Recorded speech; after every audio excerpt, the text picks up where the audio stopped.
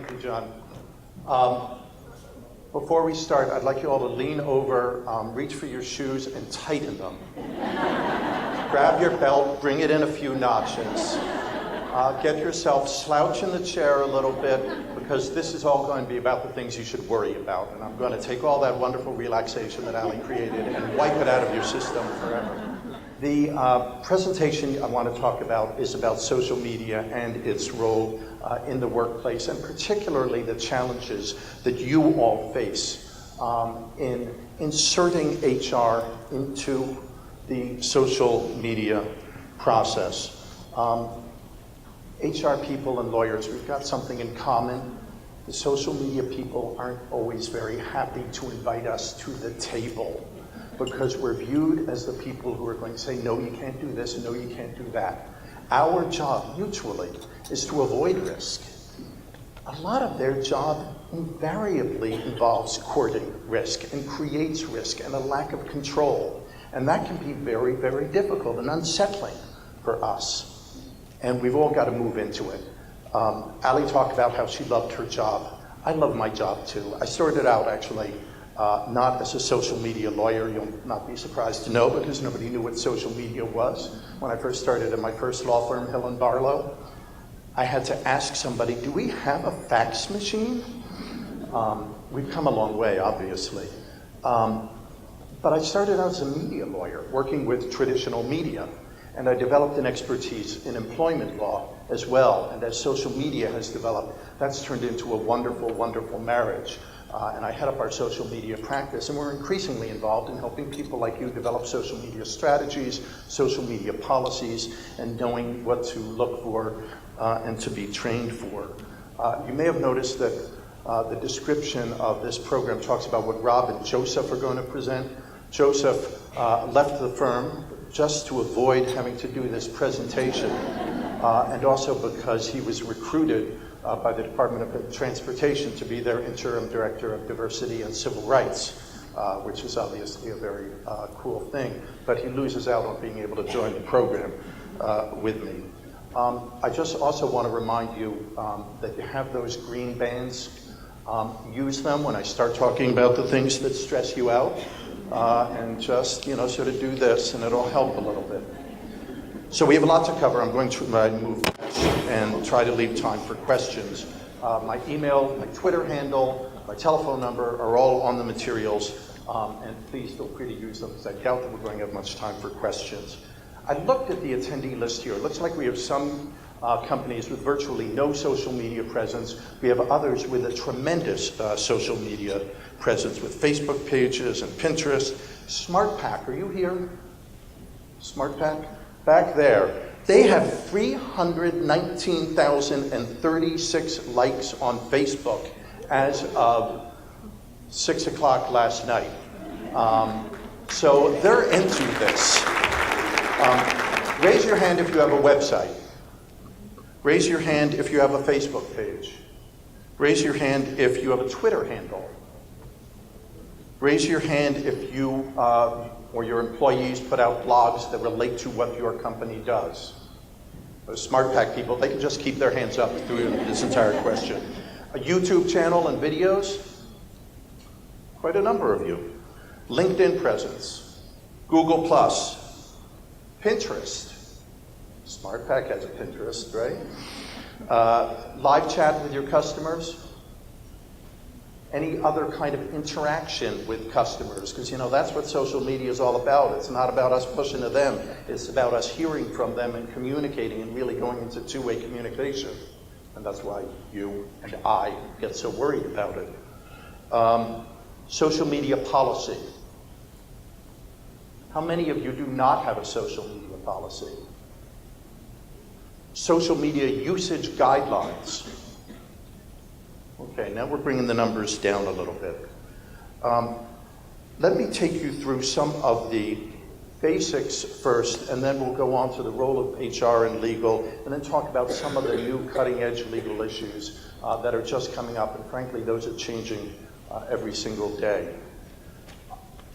I'll go quickly through some of this because there are enough people here that you know this, but the big news in social media right now is the explosion in mobile use. Everyone's accessing the internet via mobile phone. The number of mobile users grew by 60% from 2011 to 2013. There are 818 million people accessing the internet today by smartphone. The fastest growing demographic, it's the 55 to 64-year-olds, the 45 to 54-year-olds. There are a number of you here who operate long-term care units. Those people are going to be using mobile media soon. And you know what? The people who are working with you to help their parents get into long-term care, they are buying into social media now, and in droves. That's that demographic.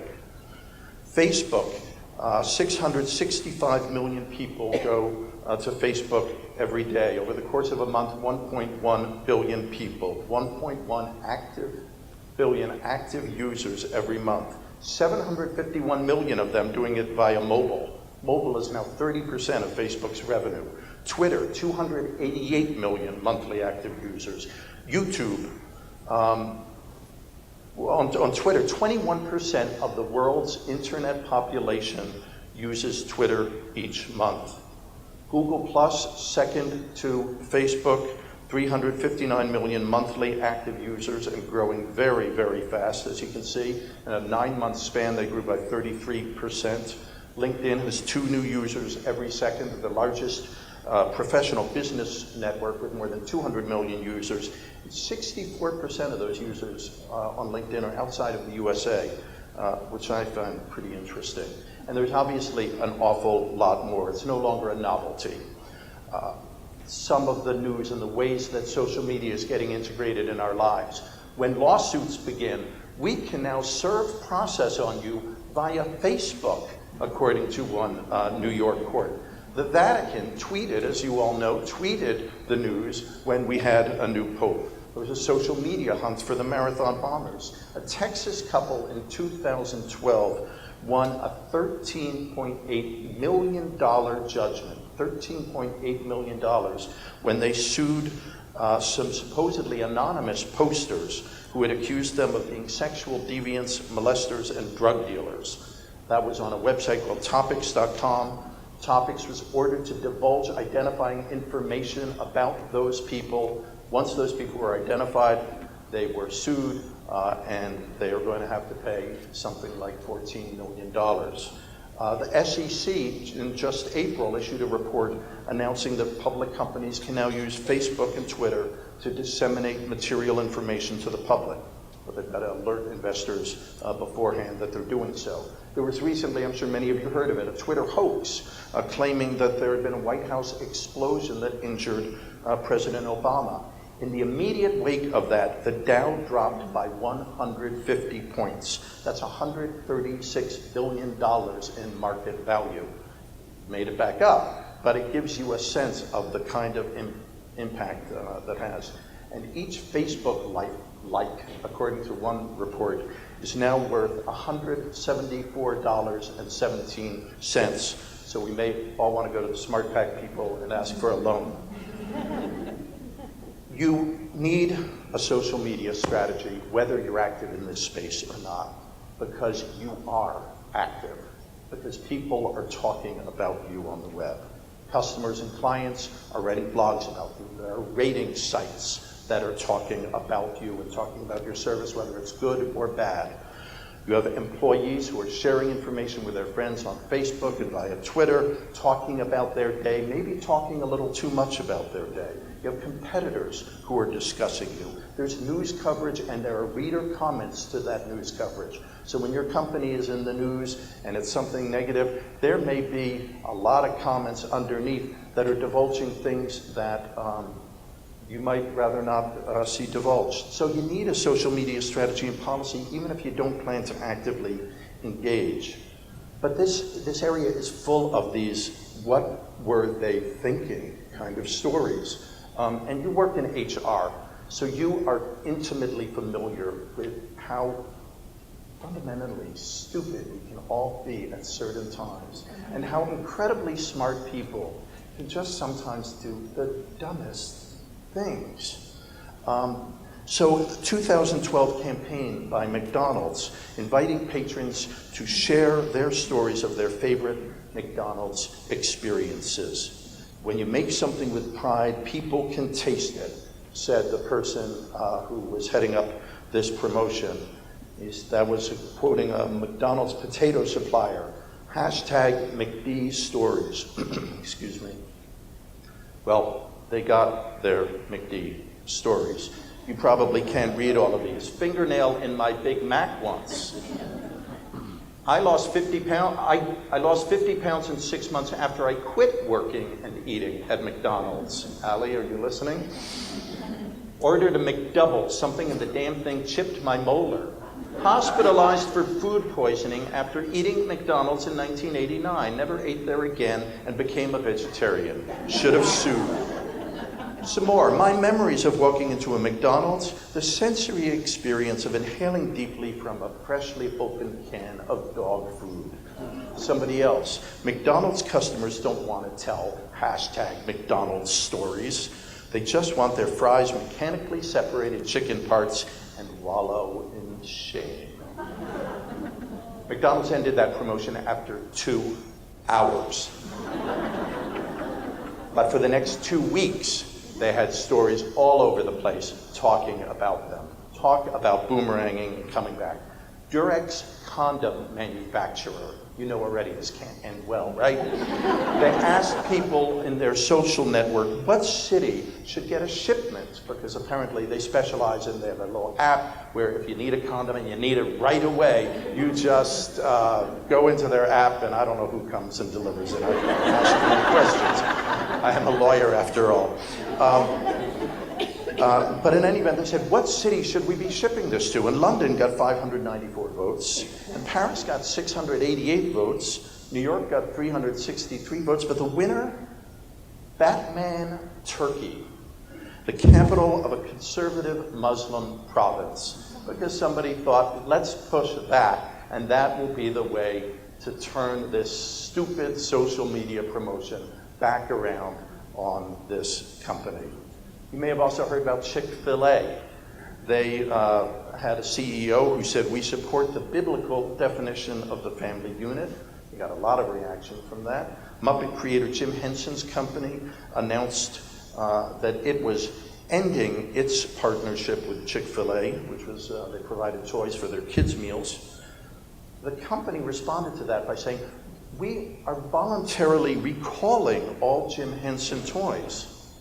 Funny thing is, Jim Henson made that decision on July 20th, and the company announced that on July 21 with something that was backdated to July 19. You're doing this stuff on the internet. Everybody is watching.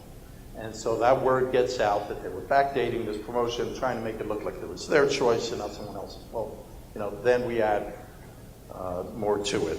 Allegedly someone at Chick-fil-A creates a fake Facebook account using a stock photo of a teenage girl. They're essentially what we call sock puppeting. They're pretending to be a teenage girl who is posting madly on Facebook about why Chick-fil-A isn't so bad and you really ought to be supporting them. They're of course found out because this is the internet.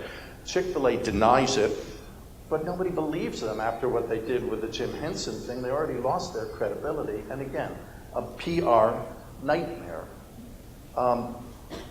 This happens in the space that you occupy as well, involving HR and employee relations. So you've got the workers' comp claimant who posts their pumping iron YouTube video. Sounds like maybe they're not so injured after all. The employee who's out sick, who is putting on her Facebook page pictures of her sunning at the beach. The New York Fire Department fired an EMT supervisor who posted to Facebook a picture of a computer screen that showed a 911 caller's complaint of a gynecological emergency. He gave the screenshot of that screen with a caption, "Can't make this up," and posted it for his 460 Facebook friends' enjoyment. Imagine it got further passed on from there. That screen showed the caller's name, her address, and her telephone number. What do you do with that employee? Fire. And what does he do? This is the United States, after all. He sues. You'll be happy to know he lost. Because that's violating the same old rules that we always have about revealing customer privacy data and that sort of thing. But how do you handle the job seeker who sort of overshares?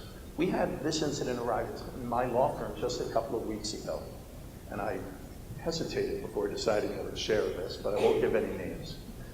We had somebody come in who had applied for a position as an associate lawyer. She'd been a lawyer for 3 or 4 years. She came in, she interviewed with several people in the group that was looking for somebody. Everybody was very impressed with her. She was very engaging. She was smart, great resume. Came in to meet some additional people, really just sort of to formalize everything. And one of our internet-savvy associates Googled her. And it didn't take her more than 10 seconds to come across her personal blog, which was open to the public. You didn't need any password or anything like that to get into. And this personal blog, the most recent entry, talked about how much she loves going to strip clubs and why she loves going to strip clubs and the sort of views that you get of anatomical parts when you go to strip. I mean, this was specific detail. How do you deal with that? You've been telling this employee everybody likes you, we're made in the shade. Do you just say we passed on? How do you respond? Thoughts? Anybody daring? What would you do? Somebody pass that up. Yeah.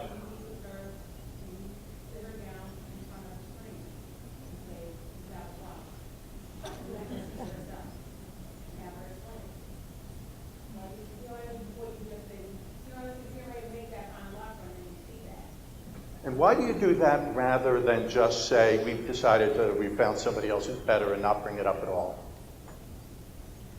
I just feel like we have to use to be honest with her. She's thinking already in her mind that she's going to get the job and start on the process. She's not going to understand a lot. And then, just to cut her off, she doesn't know she's going to think that it's something else. I'm absolutely with you. And if they're thinking it's something else, one thing they may be thinking of is there a claim there? And that could be a discrimination claim. And that's how you get in that trouble. I'm absolutely with you. Just like the social media is about transparency, I think, measured transparency in that kind of context does you a lot of good. We didn't bring her in and sit her down and show it to her, but we did call her up and spoke with her about it, explained that she was horrified about it. She offered to and did take it down right away. But for us, it had already shown that she lacked one of the most essential characteristics that we look for in a lawyer, which is good judgment. And that counted her out, and we told her so. And frankly, she was sad, but she was grateful for the way that we dealt with her. We maintained the relationship, and I think she learned something in the process. But it can be a hard kind of thing to find yourselves going through. So you need a social media strategy so you know how to deal with these things. You need to be able to coordinate the social media efforts. I was talking to one attendee just a few minutes ago, and they were saying, well, yeah, we do have a lot of social media, and the marketing people take care of that. Well, that gets me worried. Not because the marketing people aren't really good and really skilled, but because they're thinking about different things than you're thinking about. And you should be at that table. HR should not be running the social media program for your organization. Legal should not be running the social media program. But you ought to be at the table because you have insights to add. And you know what? There are going to be things that come up, like that oversharing applicant, where HR is involved. And you want to have built a relationship with the marketing people, with the communications people, so that they know that you're not there just to say no. You're actually supportive of this social media, and you're part of the team. You want to be building up that trust. And you have that social media strategy so you can ensure that communications are consistent throughout the organization. Consistency, obviously, always a key area for an HR director. That you're going to be able to respond knowledgeably to customer complaints, that people who are talking to your customers know what they're talking about, know what the message is, that you're planning in advance for the crisis communications. McDonald's didn't have any time to respond. You know, all of that happened in 2 hours. You can't have the first time that you sit down together to think about what are we going to do if something bad gets up on Twitter and starts going viral. That can't be the first time that you all meet together to talk about how you're going to handle social media. If it is, you've lost that war. And to prevent these kind of social media boomerangs, and frankly, to reduce the risk of being sued. So you have to have that strategy in place. And as part of that strategy, I like to think of, you have 3 different kinds of representatives, 3 different kinds of speakers representing your company out there in the world. You have the designated people, the people whose job it is to be the social media leader, to be tweeting on your behalf, who know exactly what that message is. You have a lot of control over them. But then you've got this other group. You've got these people, your employees, who maybe you are encouraging or permitting to tweet, Facebook posts, say things about the company.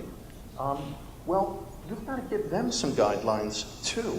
You have less control there. And that's where we have to start getting a little bit more worried. But you can't say no, because they're going to be doing it anyway. So at least you've got to tell them what the rules are, what the message is, what the hot spots are to be watching out for. And then you've got the people who are your representatives, whether you want them to be or not. You can be telling all your employees you can't talk about the company in social media, period. But some of them are going to, and they got to know what the rules are. Your customers are doing it. They're going to be out there, and they're talking about you. You need to be talking about how you're responding to that. Competitors are doing it. The public is doing it. And your social media strategy really has to anticipate how you're going to regulate or how you're going to respond to each of those 3 kinds of communicators. That strategy involves social listening, first of all, knowing what is being said about you. That starts with something as simple as doing Google searches about your company's name, names of particular representatives of your company. And it can go a lot further, and there are vendors, outside companies that specialize in actually doing this kind of thing for you. But it also involves deciding who in your workplace is going to have access to social media. For some of you, that's going to be virtually everybody. For some of you, it's going to be virtually no one. Some of you may even have filters on your computers that prevent employees from going to social media sites. And that may be the right thing for your company, for your culture, for your industry. And you know, the thing to watch out in this is there's no, you can go onto the internet, you can find social media policies, guidelines, strategies, but you know what? This is so industry specific and culture specific that it really is important not to be thinking in templates, but to be thinking about exactly how to develop something that responds to your needs, your requirements, your culture. And that's, I think, HR plays a big role in that. Frankly, I think legal can play a very helpful role in that as well, whether it's your inside counsel who's savvy in social media issues, or bringing in somebody like, say, Prince Nobel, to help you devise something like that. You need to decide who's going to have ownership of the social media accounts, who's going to have access to the passwords. Can that employee use their name along with your company name to tweet out company messages? Do you want it to just be the company name? Those are all strategic decisions, but they have HR implications as well. Make sure you've got those passwords as well, because there's a lot of questions now when that person leaves the company, your designated blogger. Do his or her followers leave the company with them? Does that account, that Twitter account, leave the company with them? Well, it may, even if you never intended that, if you don't have an agreement put in place with that person. This is now the time to bring out Ali's thing and start dealing with that stress, right? Written policy, education and training, and then oversight of how it's working out, monitoring the forms, monitoring what customers are saying about you. You need the social media policy so employees will know what's expected. You need it so that the organization is consistent in applying its rules. You need to provide ongoing training, reviewing the policy with employees. This world is changing really fast. You probably want to have refresher trainings with employees. And depending on your level of social media activity, maybe that's annual, maybe it's less, maybe it's more. You need to teach employees about social media platforms and etiquette. You need to update the policy and procedures regularly. I'm going to show you how one company does that. I know many of you are in the healthcare space, so I picked Mayo Clinic. Let's see if this works.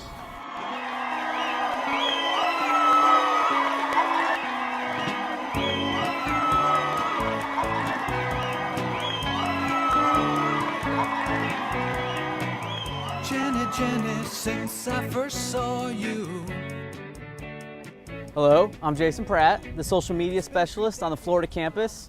The Mayo Clinic Center for Social Media would like to welcome you to Mayo Clinic. My name's Lee Acey. I'm the director of the Mayo Clinic Center for Social Media. We manage Mayo Clinic's official presence on platforms like Facebook, YouTube, and Twitter, and also manage several blogs like Advancing the Science and Sharing Mayo Clinic. We also provide guidance and training for Mayo Clinic employees in how they can conduct themselves professionally online, and then also how they can apply these tools in their work. My name is Faris Tamimi. I'm a cardiologist, and I'm the medical director for the Mayo Clinic Center for Social Media. Our leadership formed the center in 2010 to take these revolutionary tools from PR and marketing to clinical practice, research, and education.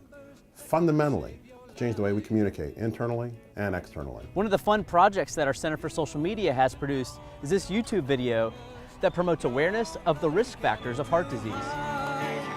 Jenny, please watch your numbers, blood pressure, lipids, and BMI. Blood pressure, lipids, and BMI. Blood pressure, lipids, and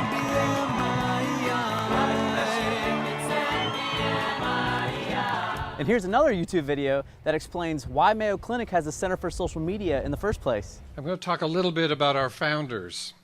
They saw it as their mission to reduce the burden of disease everywhere, not just in their rural practice here in Rochester, Minnesota, over 100 years ago.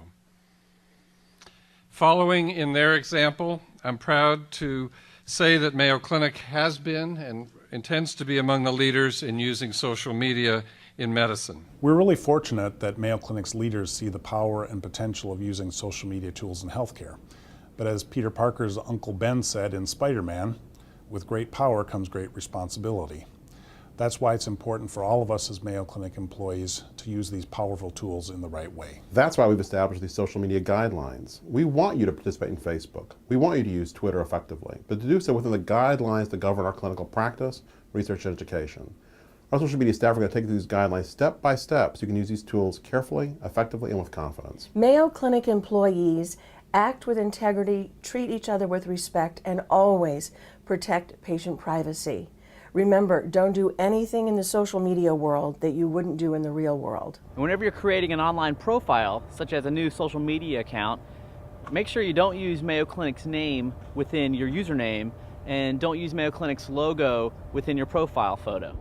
Be sure you're clear that you're speaking for yourself, not for Mayo Clinic. You should put a disclaimer such as this on your Twitter bio or your blogs.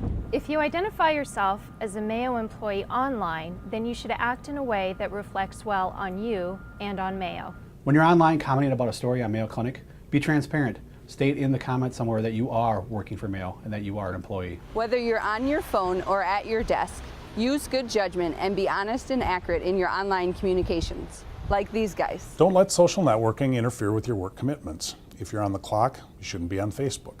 If you're an hourly employee, wait till your break to check in on Facebook or Twitter or other social platforms. If a personal friend who is a patient wants to friend you and you have a close relationship offline, you can have that relationship online as well. However, in general, if a patient requests us to friend you on Facebook, it's best to politely decline that request. If you want to add your manager as a friend, that's okay, but the manager really shouldn't initiate the relationship. Here's a hint. Use Yammer to connect with your manager about work-related issues. Mayo Clinic doesn't endorse people, products, or services, and as stated in our Mayo Clinic social media guidelines, you as employees shouldn't either. This includes all LinkedIn recommendations and endorsements. We are here to help you harness the power of these social media tools.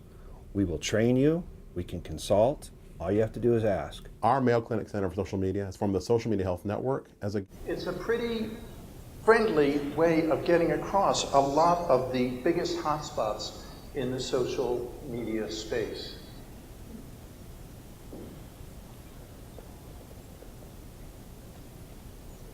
So in the interest of time, I'm going to move us a little further forward and talk about some specific social media perils. So keep that green band handy. You need to define what your different employees' role is in the social media space. Who's going to have workplace access, who has authority to speak for the company. One thing you need to be particularly aware of is the problem of endorsements. Endorsements are your product or of your service are considered advertising by the Federal Trade Commission. And you are now in a space where you have become an advertiser.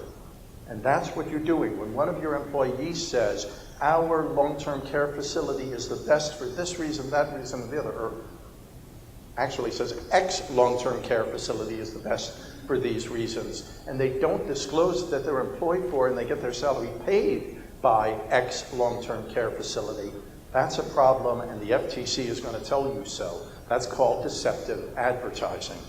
There are in your handout at pages 41 and at page 53 the legal guidelines put out by the Federal Trade Commission about endorsements of products and services. On page 53, sort of frequently asked questions on that point. But the basic rule is if there's a connection between the endorser and the person who's blogging about it, the endorser and the person who's creating the product or service, and if somebody who knew of that connection would view that endorsement differently, then you have to be disclosing that connection. If you're not, that's a violation of federal regulations. It can lead to civil suits. It could lead to administrative penalties and enforcement actions as well. You want your employees to know what offenses will get them fired. Same old rules apply, revealing kind of proprietary or confidential information.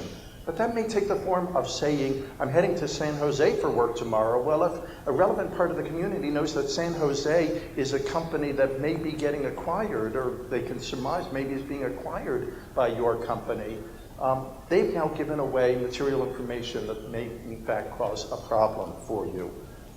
Libel, personal attacks, promoting hate speech, putting the company in a bad light, those are all things you may want to tell people. Those can get you fired. Certainly failing to reveal material connections when you are blogging about our product or our service.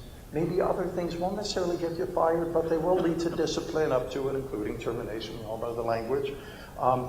Publicly criticizing a competitor. But this, although we might do that in our own offices, we don't want to be seen to the world as having that kind of an attitude. Having unauthorized access to certain sites might lead to discipline. Somebody spending too much time on social media, if it's not part of their job, might lead to discipline. Presenting yourself as a spokesman for the employee when you're not might lead there. So the question arises, well, when can you have discipline for work-related posts that somebody puts out?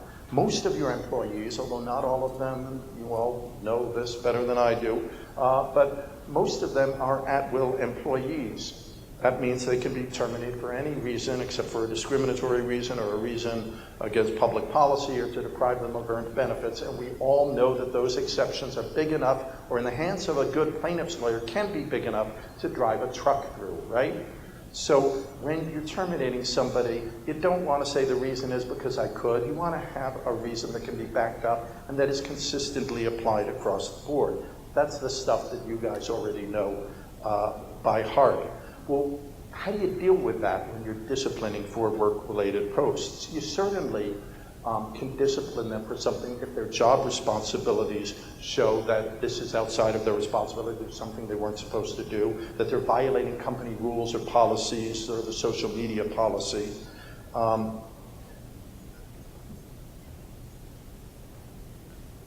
But there are times when you're not going to be able to discipline them for their work-related posts. And this has led to one of the most confusing areas in the law and employment law affecting social media today. And it's the string of decisions that have come out from the National Labor Relations Board over the last couple of years. The National Labor Relations Act, and do not tune out and say, oh, we're not a union workplace, so this doesn't apply to us. This applies to you. The NLRA protects the right of employees in all workplaces to engage in protected concerted activity. And that's been held to include talking about the terms and conditions of employment, how people are being treated in the workplace. That's protected speech. You can't fire someone for talking about that. You can't fire them for talking about that on the internet or on their YouTube page. And in your social media policy, you've got to be careful that you've made it clear, because that policy may not chill employees from engaging in protected, concerted activity. You can't discipline an employee for complaining in social media about the terms and conditions of employment. So here are some policies, some actual language that appeared in social media policies that the National Labor Relations Board in the last year and a half has looked at and said, that's against the law. You can't have that policy. Costco's. Employees should be aware that statements posted electronically that damage the company, defame any individual, or damage any person's reputation, or violate the policies outlined in the Costco employment agreement may be subject to discipline up to and including termination of employment. And LRA says you can't say that. And if you do and you try to fire somebody based on that, we're going to reinstate them, force you to reinstate them. Another employer policy. If you post content about the company, you must be sure that your posts are completely accurate and not misleading. Sounds reasonable, right? And NLR says no. And LRA says no, you can't say that. Not without further qualifications to explain what you mean. Another one, think carefully about friending on external social media sites. X'd out by the NLRB. Report any unusual or inappropriate internal social media activity to the system administrator. X'd out again. Why? Because in their broadness, those policies would seem to say you can't talk to your fellow employees about why this is such a sucky place to work. And that's what the NLRA protects the right of employees to do. But the NLRB has said the following policy is okay. The company prohibits inappropriate postings that may include discriminatory remarks, harassment, and threats of violence or similar inappropriate or unlawful conduct. I went through 3 years of law school, and I've been a lawyer for 20-some years, but it took me a long time to figure out what the difference was between that and what preceded it. And frankly, a lot of us are all still figuring it out. But I think it's got to do with the specificity, the giving of illustrations, the letting people know what exactly is in mind. So here's an example, a real case very recently decided by the NLRB. A non-workday personal Facebook page, Mariana posts the following. Lydia Cruz, a coworker, feels that we don't help our clients enough at our company. I've about had it. My fellow coworkers, how do you feel? And her fellow coworkers, who were her friends on Facebook, posted their comments. 4 of them in particular posted comments saying, yeah, Lydia's terrible, she's always criticizing everybody, that sort of thing. Lydia posts, stop with your lies about me, and then she goes to HR and complains. HR, in this case, fires Mariana and the coworkers. They say, we have a zero tolerance policy about harassing or bullying other employees, and that's exactly what you were doing here. So this goes to the National Labor Relations Board when it's brought up as a violation of rights under the Federal National Labor Relations Act. And here's what the board says in its opinion. There should be no question that the activity engaged in by those 5 employees, the original poster and the 4 commenters, was concerted for the purpose of mutual aid or protection. So it falls under the protection of the NLRA. And by responding to this solicitation with comments of protest, Mariana's 4 coworkers made common cause with her. Section 7 of the NLRA protects employee discussions about job performance, and the Facebook comments plainly centered on that subject.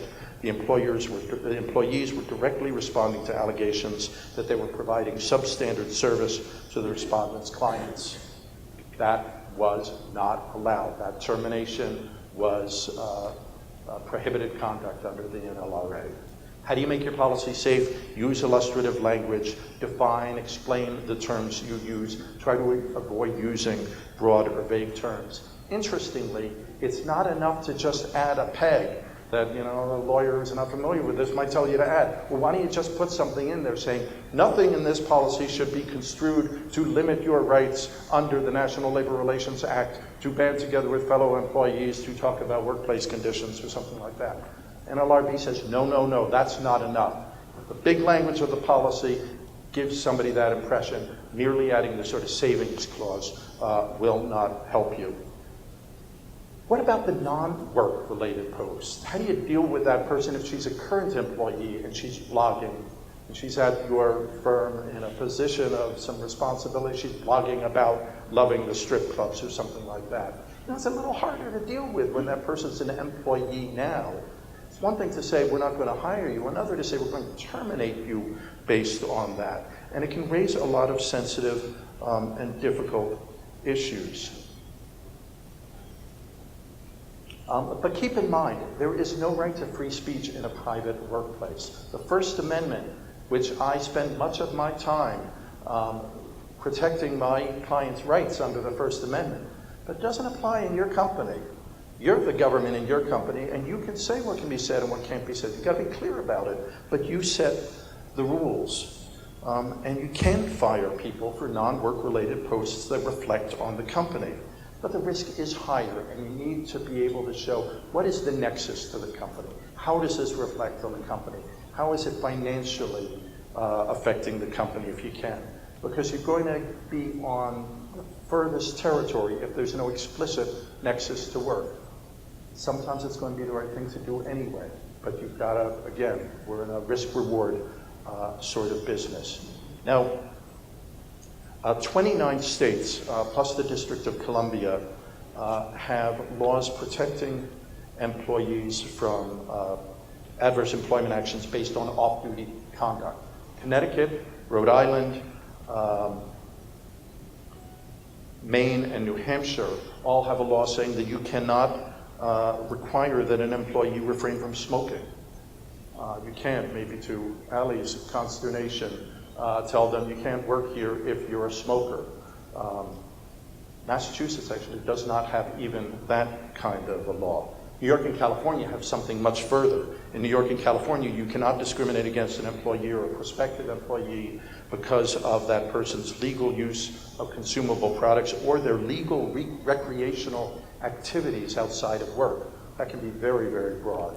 And so if you're dealing in New York or California or a couple of other states that have those broader statutes, you need to be very aware of that. Another issue that's coming up increasingly is that since 2012, 10 states have passed laws prohibiting you as an employer from asking an employee, even asking an employee, for their password to a social media account. So you can see what it is that they're posting or what it is. You hear from another employee that they're saying bad things about the company or revealing something about their status or revealing proprietary information. You want to be able to see that. In 10 states, you can't do that. Similar legislation has been introduced in at least 36 states. I've got copies of the material at handouts page 93 and page 89 of 2 bills that are pending in Massachusetts right now that would ban that, and I'm told that they have a very high chance of passage. There's going to be a hearing in September that actually might be accelerated to June 25th. And finally, some other legal considerations that you need to think about. Privacy, HIPAA issues, personal identifiable information, all of those other regulatory restrictions that are specific to your industry, you've got to be building those in the social media context as well. You're going on the company outing next Friday. You're going to take a picture of everybody and you're going to post it on Facebook. Well, some people say, and it depends on the culture of the company, but some people say you ought to get a release, a written release from everybody in the company before you do that, because that's going to be considered a commercial use of that person's name or likeness. And there's a law in Massachusetts that says you can't commercially use someone's name or likeness without their written permission. About recommendations, LinkedIn endorsements. So you get a request for that endorsement, or you just mindlessly endorse that employee on LinkedIn, and then next week you have to call them in for a termination meeting. We have ourselves in a problem now. That's an issue you should be thinking about now, not later. You've got a policy that says we don't give recommendations. We give name, title, dates. That's all we give. And then you find out that your managers are giving these LinkedIn endorsements. How does that play in there? Now you have somebody who says, well, you did it for that guy, but you didn't do it for this woman. Now it sounds like we have a gender discrimination claim coming out of this. Social media lives forever.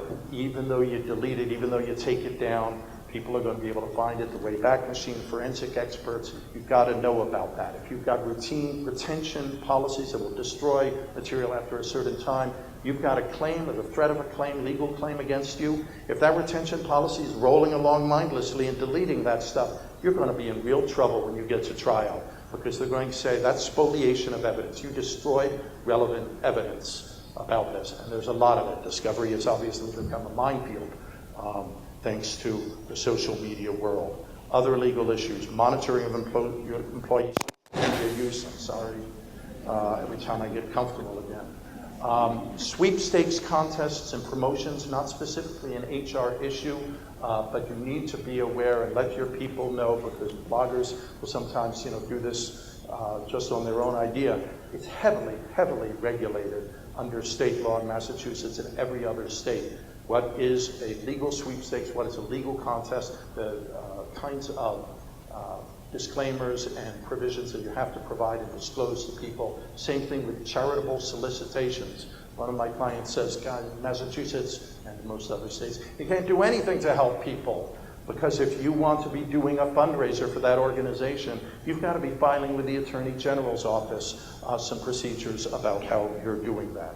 You also want to warn people about use of trademarks, copyright infringement, and the issue of liability for third-party conduct. You're not necessarily immune from all liability there. I've taken you through a very, very fast tour of all of this. I hope I haven't overly stressed you. Allie's available in the back if you need some rehabilitation help, and I'll be around if you have any further questions. Thank you so much.